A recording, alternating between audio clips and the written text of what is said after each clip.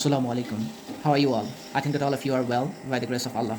Here is my another video on physics, the chapter 3, force, and here is a mathematical problem based on the topic of collision. And you are noticing a question written down on my notebook. Now I'm going to read out the whole question.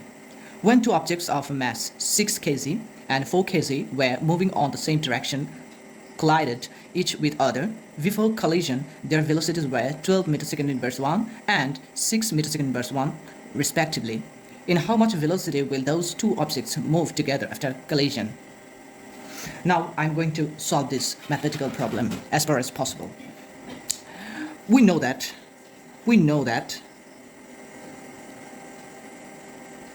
from the equation of collision, m1 u1 plus m2 u2 equals to, as the velocities of those two objects after collision is same, so we can write m1v plus m2v. So we can write m1 u1 plus m2 u2 equals to, we can take v as a common quantity. So v into v m1 plus m2. We need to put only v in the left side. So we can write v equals to m1 u1 plus m2 u2 divided by m1 plus m2. Here we are going to write down all those data. Here the mass of past object comma m1 equals to 6 kg. The mass of second object m2 equals to 4 kg. The initial velocity of first object equals u1 equals